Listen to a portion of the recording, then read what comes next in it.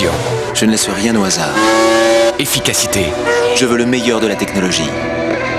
Pour moi, L'Oréal a mis au point le nouveau shampoing Elseve Multivitamine.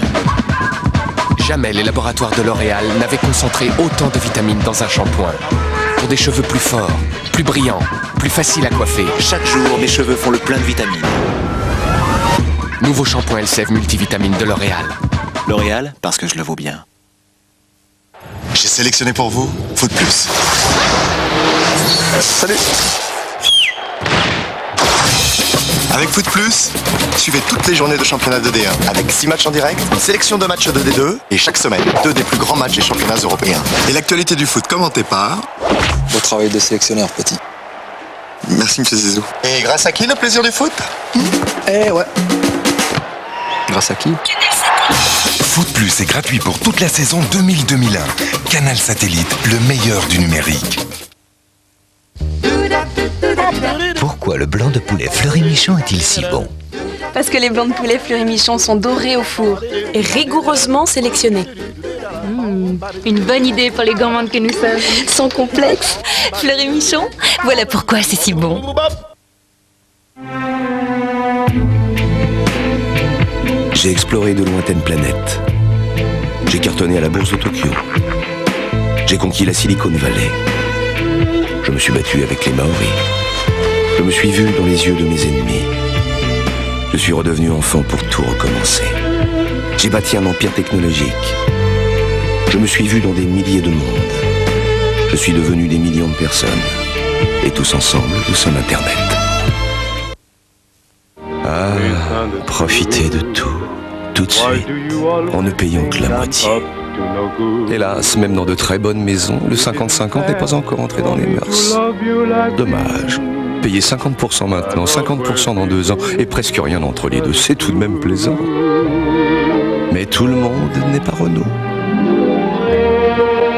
Avec le 50-50, partez en Renault Kangoo à partir de 38 150 francs, c'est la moitié de son prix.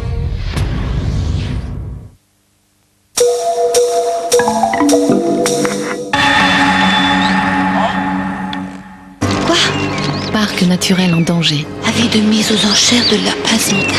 Alerte aux bétonneurs. Je ne me chasserai jamais de ma passe-montagne. Faux bâtisseurs, vrais truands. Je veux qu'elle soit partie demain matin. Tous les moyens sont bons, j'ai pas de temps à perdre. Ils ne nous chasseront jamais de chez nous. Aie confiance en moi, en nous deux, et on y arrivera. Pour son fils et sa montagne, elle rendra coup pour coup. Faudrait pas qu'elle ait des problèmes sur le parc en ce moment.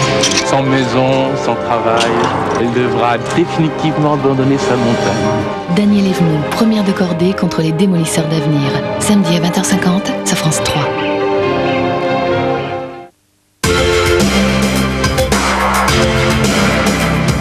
Dites-moi ce que vous voyez. Ce que je vois? Oui, là-bas, oui. Là-bas, je vois des candidats qui arrivent. Alors j'y vais, oui. Vous connaissez la musique? Des énigmes, des épreuves. Et hop! En avant! Si. Allez, je vais te poser de la tête, j'en ai fini. C'est bien. Sortez maintenant. Tire, tu devrais la faire. Le même sens de la cadence et du rythme. Peggy Bush et la petite sirène de l'Atlantique et Redel, le chanteur latino, ils étaient faits pour se rencontrer. Samedi soir, à Fort Boyard sur France 2.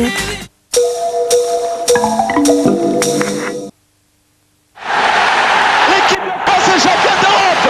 Euro 2000, la cassette officielle. Revivez tous les grands moments de la compétition. 100 minutes d'émotion, les plus beaux buts, le résumé de tous les matchs jusqu'à la victoire historique des Bleus. Euro 2000, une cassette France Télévisions Vidéo avec RTL. Au siècle dernier, il fallait se déplacer pour aller quelque part. Il fallait parler fort pour se faire entendre.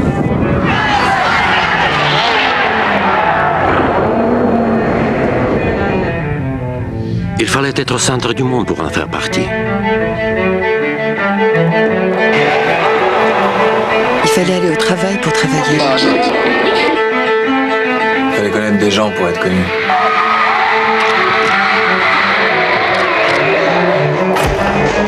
Il fallait attendre la fin de sa vie pour commencer à vivre. Aujourd'hui, avec les nouvelles technologies de communication, on peut vivre autrement. France Télécom, bienvenue dans la vie.com. Teen Power, c'est Britney Spears et Whitney Houston en exclusivité. Lou Bega, French Affair. Teen Power, c'est fait pour toi, avec énergie.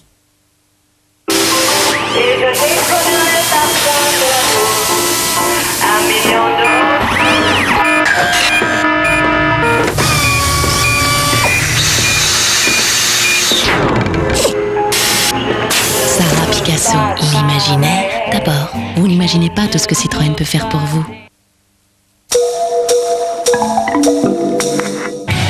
On vous a tiré dessus. 2 fois. Une balle dans la poitrine qui a fait beaucoup de dégâts. Un dur à cuire. Et une seconde dans la tête. Qui ne manque pas d'humour. Vu mon absence totale de cerveau, celle-là, je l'ai pas senti passer. Bienvenue, Inspecteur Frost, dimanche sur France 3.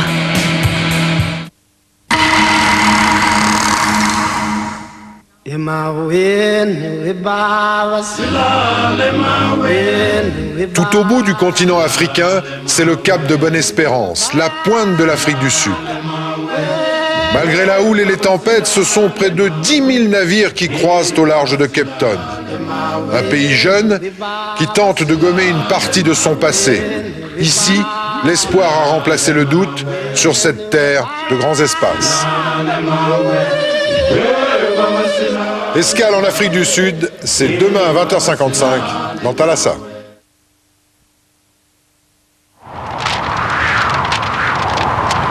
Le cinéma sur France 3. Évadez-vous en toute sécurité avec Volkswagen.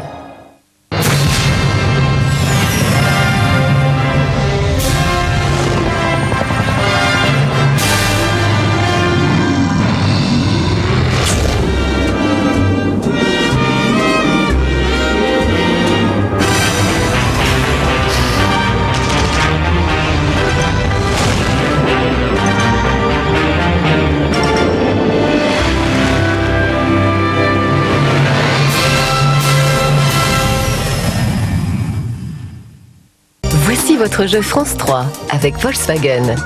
Pour jouer, appelez vite le 08 36 66 10 10 et répondez à la question qui vous sera posée. Le 13 septembre, un gagnant sera tiré au sort et remportera une Bora Brexport TDI 115 4Motion. Alors bonne chance sur France 3 avec Volkswagen. Hommage à un maître du 7e art trop vite disparu, avec Mado, du rire aux larmes, l'un des plus grands films de Claude Sauté, après La Météo et Soir 3.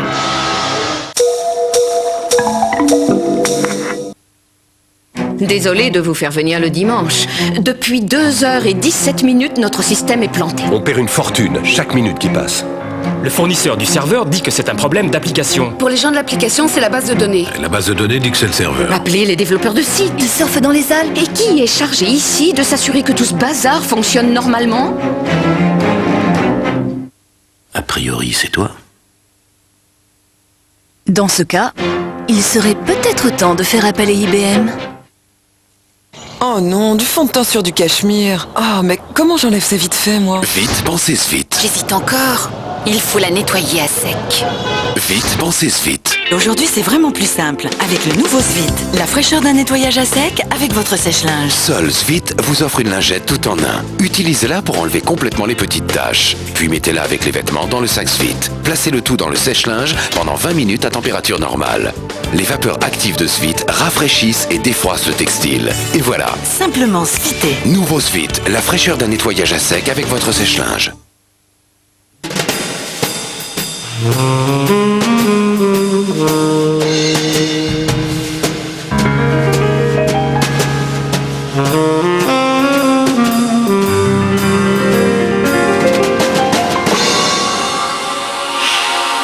Retrouvons toute la finesse de maille dans une grande huile d'olive.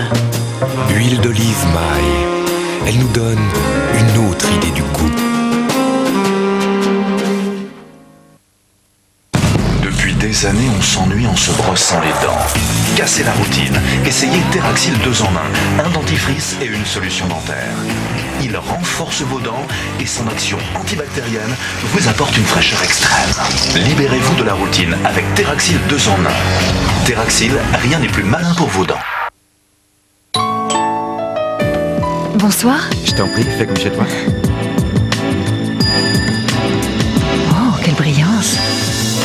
n'a pas pu faire ça tout seul. Tu es marié?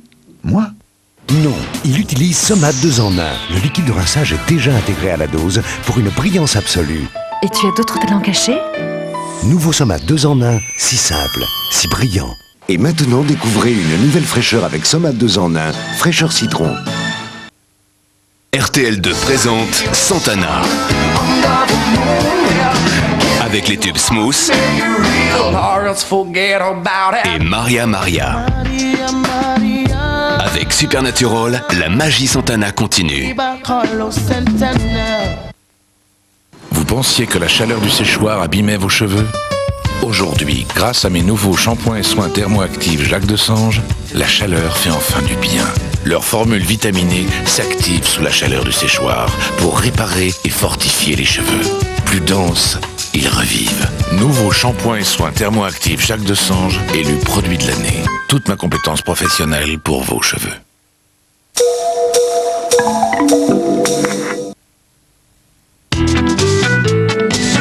Pour tout savoir sur le temps, on peut compter sur France 3 avec Monsieur Bricolage. Bonsoir, on s'oriente vers un week-end mi-figue, mi-raisin. Il a fait très chaud aujourd'hui dans le sud-ouest, mais cette chaleur nous réserve pour demain des orages. Demain matin, rien à signaler, quelques nuages sur le sud-ouest. Vous voyez, on est toujours protégé par l'anticyclone. Mais demain après-midi, vous allez voir, les orages vont gagner du terrain sur tout le sud-ouest du pays. Vous allez le voir dans un tout petit... Voilà. Et des orages qui pourront être localement assez forts sur le piémont pyrénéen. À l'avant de cette zone orageuse du sud Finistère jusqu'au Languedoc, un ciel voilé. Et toujours un voile, mais moins important sur les côtes de la Manche. Partout ailleurs, je vous le disais, c'est encore le règne du soleil. Du côté des températures, elles demeurent élevées demain avec toujours 32 degrés à Bordeaux, 34 à Lyon tout de même, 30 à Marseille, mais 26 degrés à Biarritz, ce qui signifie que les orages amènent de la fraîcheur et vont gagner du terrain partout en France à partir de samedi d'ailleurs, découvrant les tendances pour ce long week-end du 15 août. Samedi donc, des orages sur toute la moitié sud, il fera beau au nord. Ça n'arrive pas souvent, mais là, il fera beau au nord avec toujours de belles températures, plus chaud au nord qu'au sud. Dimanche, la zone perturbée se décale par l'est, mais une nouvelle perturbation arrive par l'ouest avec de la pluie et donc des températures un tout petit peu plus fraîches. Lundi et mardi 15 août, eh bien, les orages se cantonneront à l'est et au nord-est pour mardi, avec une zone très couverte sur la moitié nord, du soleil au sud et des températures en légère baisse. À partir de lundi, 25 au nord, 28 au sud. Mardi, ce sera à peu près le même type de temps, donc un week-end, je vous le disais, mi-figue, mi-raisin. Dans un instant, on va retrouver Francine Dubail pour Soir 3. N'oubliez pas d'embrasser l'éclair, de passer une bonne fin de soirée et je vous retrouve demain. C'était la météo avec Monsieur Bricolage. L'inspecteur en chef. Oh, attention, vous verrez, c'est un officier qui a énormément d'expérience. Dès que j'aurais bu un vrai café. Certes. Pas très académique, mais très efficace. Moins rigoureux que l'est l'inspecteur Allen peut-être, mais doté d'une solide expérience. En remplissant de fichus formules. Enfin, sa façon. L'inspecteur Frost. Qui a dit que j'étais déjà arrivé?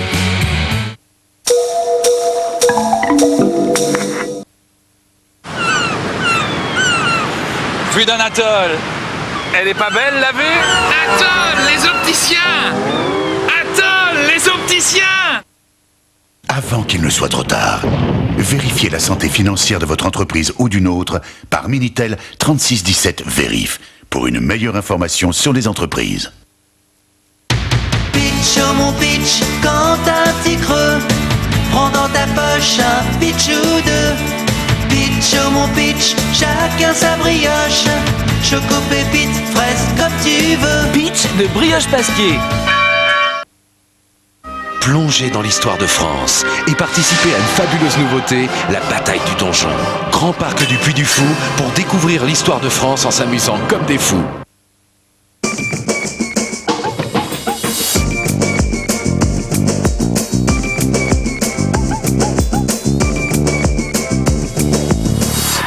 Pourquoi faire compliqué quand on peut fixer sans percer? Ça adhère, ça adhère.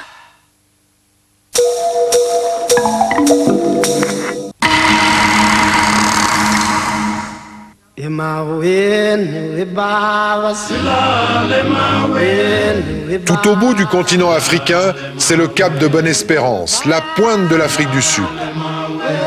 Malgré la houle et les tempêtes, ce sont près de 10 000 navires qui croisent au large de Cape Town. Un pays jeune qui tente de gommer une partie de son passé. Ici, l'espoir a remplacé le doute sur cette terre de grands espaces. Escale en Afrique du Sud, c'est demain à 20h55 dans Thalassa.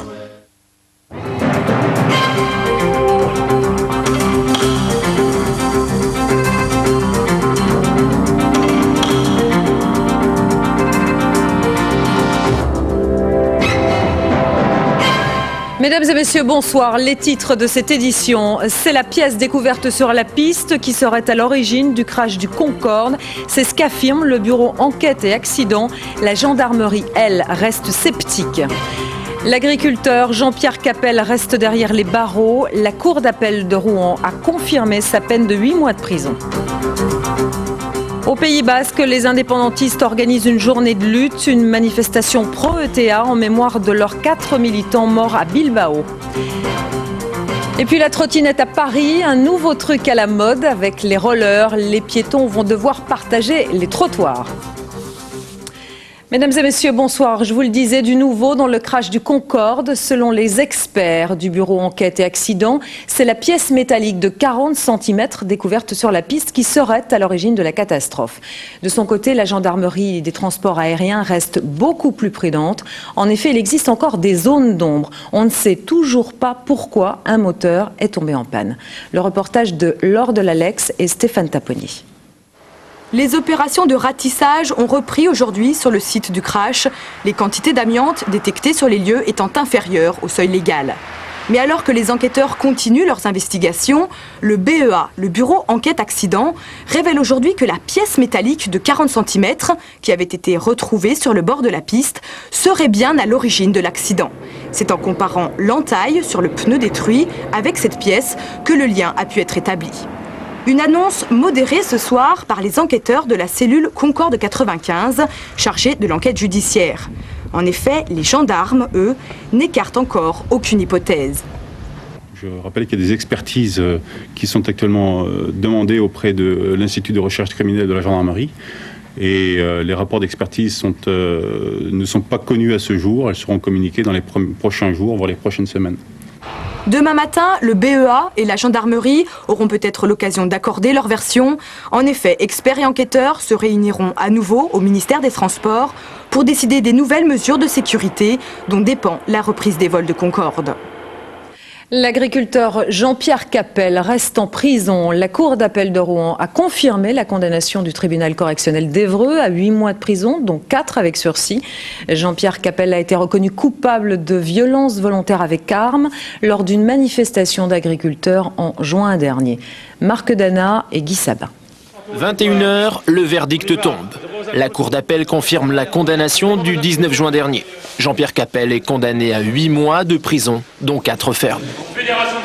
Grande déception et puis surtout une surprise, je m'explique mal la décision. C'est extrêmement décevant et moi je n'ai pas peur de dire que c'est une mauvaise justice. Voilà. La Cour n'a pas voulu donner le sentiment qu'elle cédait à la pression, ce qui est à mon avis un peu ridicule, puisqu'aujourd'hui précisément il n'y a pas de pression du tout. Justice pourrie la dernière, c'est bien vous qui... Pour certains membres de la famille de l'accusé, ces pressions de la FNSEA, dont Capel n'était que simple adhérent, sont responsables de tout.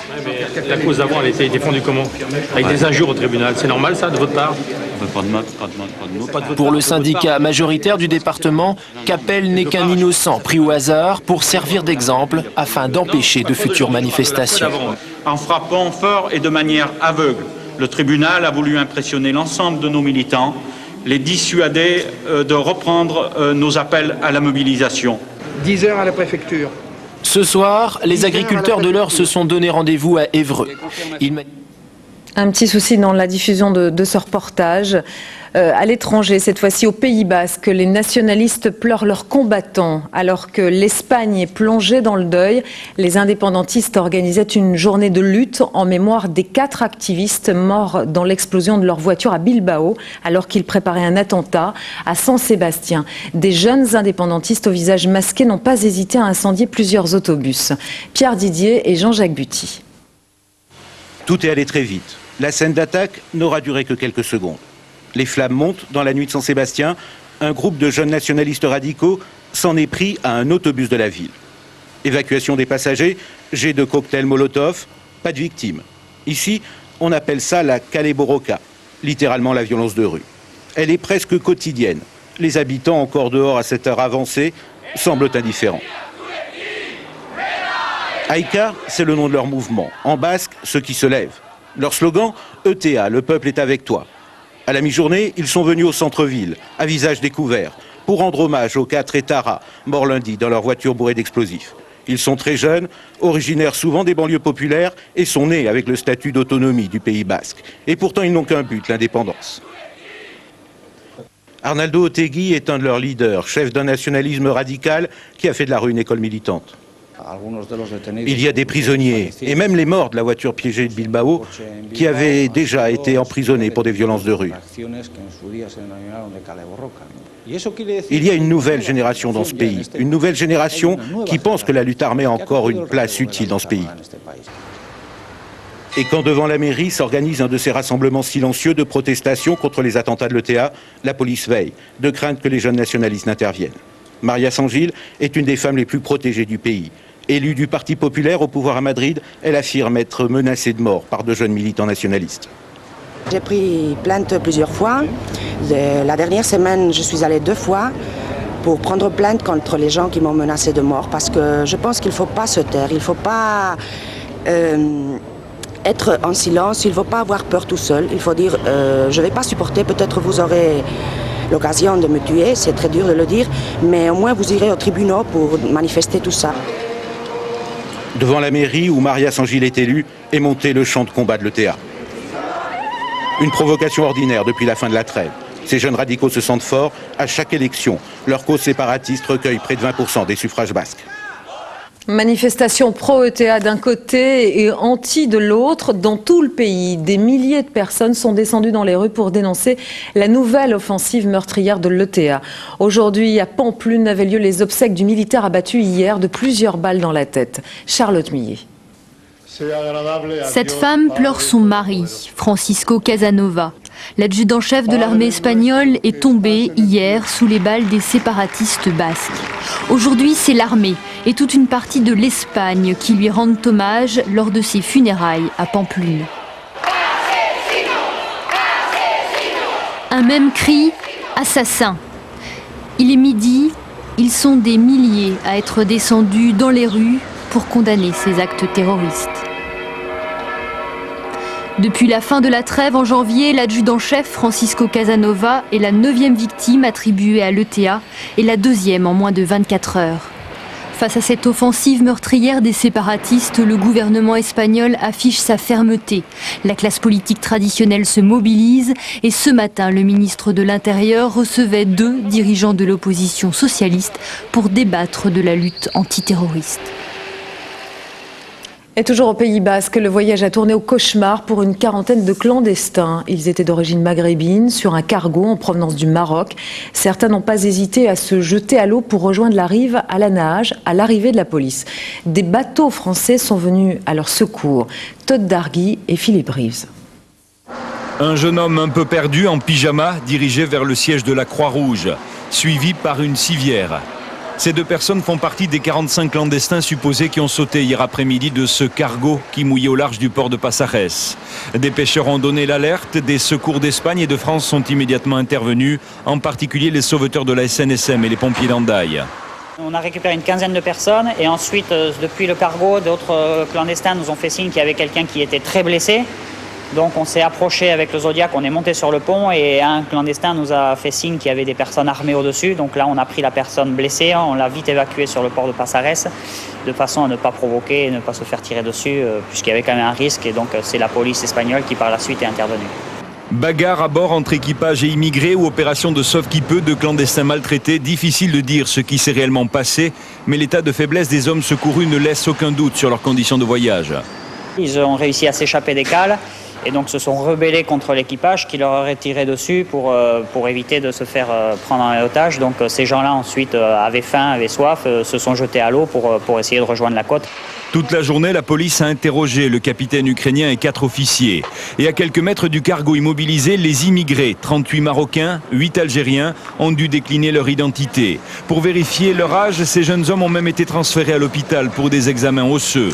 La plupart mineurs pourront prétendre rester en Espagne. Les autres seront expulsés.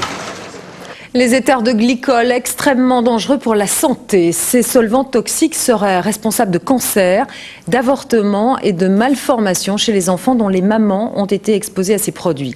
Ces substances sont notamment utilisées sur les chaînes de production d'IBM. Une enquête a été ouverte. Pascal Justice. Pendant 8 ans, de 82 à 89, Mina a manipulé des solvants à base d'éther de glycol. Elle travaillait alors à la Soprelec, une société sous-traitante d'IBM. Pendant cette période, elle était enceinte d'Alan, qui aujourd'hui a 16 ans. Alan est né avec une malformation faciale inexpliquée jusque-là. À l'époque, personne n'a évoqué l'éventuelle toxicité des solvants. On n'avait aucune information sur ces produits, comme quoi ils étaient dangereux, comme quoi il ne fallait pas les manipuler sans gants, sans masque, il ne fallait pas les respirer. Même pour les femmes enceintes, à aucun moment, nous, chez Soprolec, on nous a dit vous êtes enceinte, vous allez passer à un autre endroit. Hein. On était polyvalents, fallait aller. Et les gens qui se plaignaient, de toute façon, c'était la porte. Nina n'a été alertée que très récemment par les procédures engagées aux États-Unis par 128 employés d'IBM atteints de cancer qui accusent l'éther de glycol. À Corbeil, en France, IBM dit ne plus utiliser ces solvants depuis 1994, alors qu'ils n'ont fait l'objet d'une réglementation qu'en 1998. Une réglementation qui interdit ces produits à la consommation, aux cosmétiques et aux médicaments, mais qui continue de les autoriser dans l'industrie. Et ce, malgré une étude de l'INSERM qui, en 1999, évoque leur toxicité.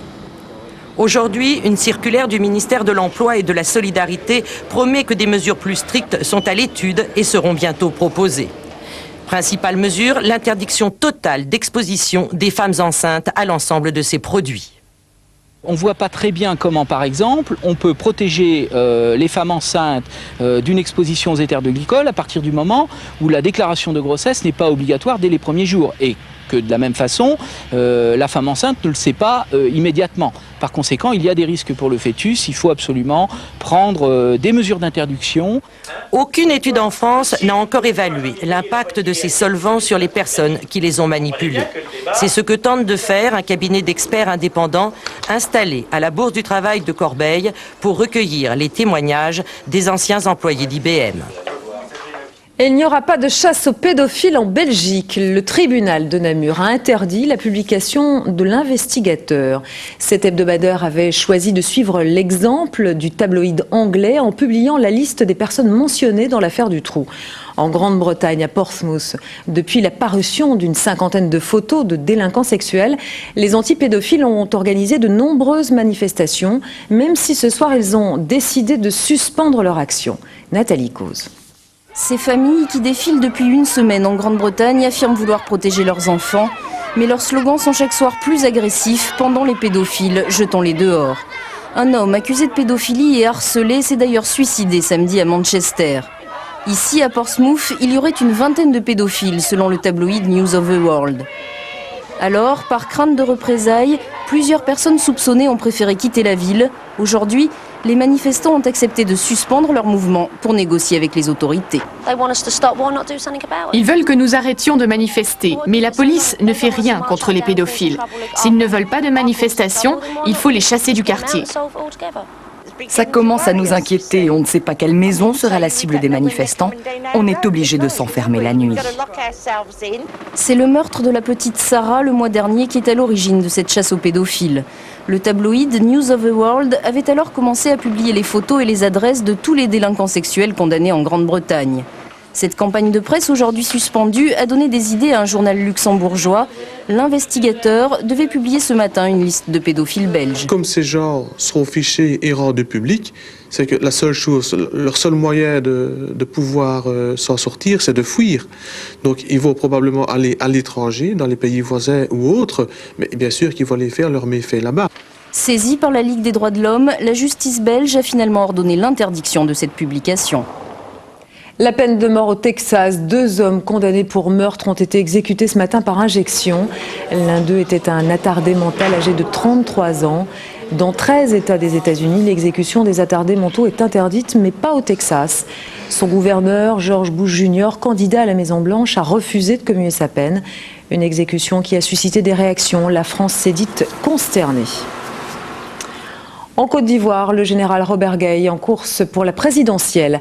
Après avoir fait planer le suspense, c'est bien le chef de la junte militaire a déposé sa candidature pour les élections du 17 septembre prochain. Il a demandé l'investiture du Parti démocratique de Côte d'Ivoire, le PDCI, parti qu'il avait chassé du pouvoir après le coup d'État en décembre dernier.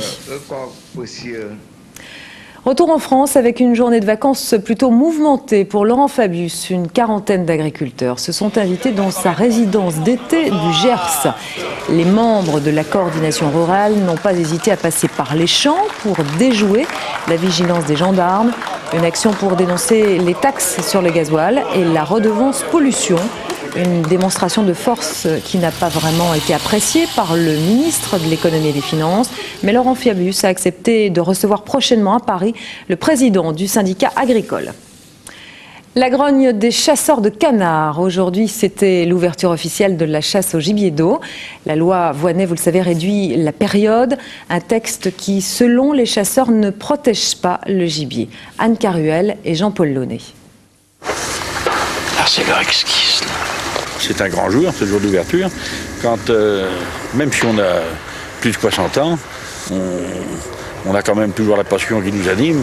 Le jour d'ouverture, on est à peu près sûr d'apporter un gibier quand même, un petit canard, quoi. Ah oui, ça nous fait toujours plaisir. Puis surtout de se trouver avec les amis. Auparavant, les chasseurs reprenaient le chemin des marais dès la mi-juillet. Ils estiment que ces derniers temps, de nombreux efforts ont été faits pour développer les réserves et assurer la régulation d'espèces. Le changement de date n'est donc pas du tout apprécié. Il y a énormément plus d'oiseaux migrateurs aujourd'hui qu'il y a 30 ans. Donc c'est absolument inacceptable pour les chasseurs. Devoir perdre 2 mois et demi de chasse alors qu'ils se sont véritablement battus pour faire augmenter les populations, c'est incompréhensible. La nouvelle loi contraint aussi de chasser à partir d'un poste fixe matérialisé de main d'homme. Ici, on utilise les caches. Plus question alors de se promener, excepté pour récupérer le gibier. Véritablement ridicule, c'est une aberration de devoir être obligé de se confiner au pied d'un piquet pour pouvoir pratiquer la chasse au gibier d'eau. Mais cela n'altère en rien la passion de ces chasseurs qui, dès ce soir, reprendront leur poste. Et de son côté, le CPNT Chasse, Pêche, Nature et Tradition appelle ses sympathisants à voter blanc ou nul le 24 septembre prochain lors de la consultation par référendum sur le quinquennat. Près de Clermont-Ferrand, on a frôlé la catastrophe. Un accident s'est produit sur le chantier Vulcania, le futur centre européen du volcanisme. Une dalle de béton de 60 à 80 tonnes s'est effondrée hier. Aujourd'hui encore, les pompiers ont poursuivi leurs recherches pour retrouver d'éventuelles victimes. Pour l'heure, aucun ouvrier ne manque à l'appel. Vulcania, situé dans le parc des volcans d'Auvergne, doit ouvrir en 2001. La dernière mode en ville est de circuler à trottinette. C'est plus branché que le roller. Pour la rentrée scolaire, tous les hypermarchés vont la promouvoir. Pour certains, c'est un gadget. D'autres y voient tout simplement un nouveau moyen de locomotion. Isabelle Solaire et Nathalie Berthier. Qu'ils soient petits ou grands, le geste est le même. Le pied bien à plat sur la planche, l'autre pour propulser l'engin. Après le roller, la trottinette se fait une place sur les trottoirs parisiens. Alu et gomme ont remplacé le bois d'antan. Un design très tendance qui, après les écoliers, a séduit une autre population. Ce sont des gens qui sont assez urbains, costumes, effectivement, et puis qui ne sont pas spécialement sportifs. Premiers adeptes de cette nouvelle petite reine, les branchés. Il y a 1 an, la trottinette a d'abord fait son apparition dans leur boutique favorite. Depuis, le grand public s'est approprié l'objet, malgré ses 1000 francs prix moyen. 100 à 200 pièces vendues par semaine selon les magasins. Ludique, propre et pratique, la trottinette colle bien à l'air du temps. C'est un mode de transport alternatif et Ça leur permet de se déplacer à Paris d'une manière simple et efficace et rapide. J'espère bien m'en servir aussi comme moyen de transport pour aller faire mes courses. La trottinette et le roller sont devenus des phénomènes de société. 10 à 20 000 rollers chaque week-end. En 1999, le premier accident mortel a fait réagir les pouvoirs publics.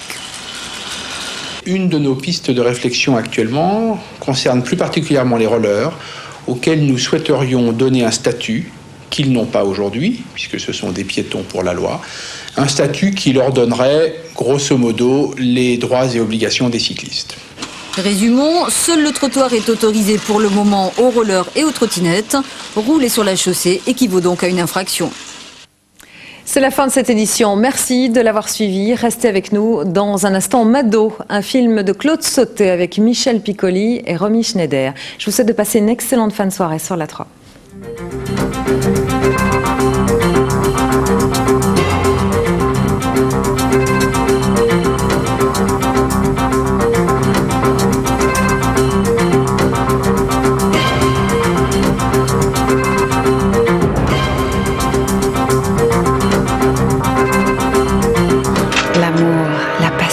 Le destin joue des tours au héros de Claude Sautet dans Mado, tout de suite sur France 3. Bienvenue dans notre académie. Ici, vous apprendrez à vivre autrement. Parce qu'aujourd'hui, vous n'êtes plus à l'abri de devenir riche. Chaque jour, pendant l'été, iCortal vous offre les frais de courtage sur 5 actions différentes. iCortal 0800 108 109. J'ai oublié ma race. J'ai laissé un pays en flammes. J'ai écrit l'Odyssée. J'ai provoqué Hamlet en duel. J'ai manifesté à Seattle. J'ai vécu 200 ans. J'ai dirigé une multinationale. J'ai déclenché des révolutions. J'ai fait un film où les Indiens gagnent. Je me suis vu dans des milliers de mondes. Je suis devenu des millions de personnes. Et tous ensemble, nous sommes Internet. Avant qu'il ne soit trop tard, vérifiez la santé financière de votre entreprise ou d'une autre par Minitel 3617 Vérif pour une meilleure information sur les entreprises.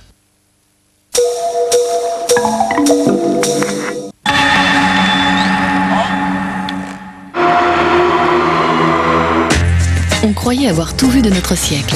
Un fonds d'images d'archives, de films amateurs ou de propagande, pour la plupart inédits, vient d'être mis à jour. Un spectaculaire tour du siècle.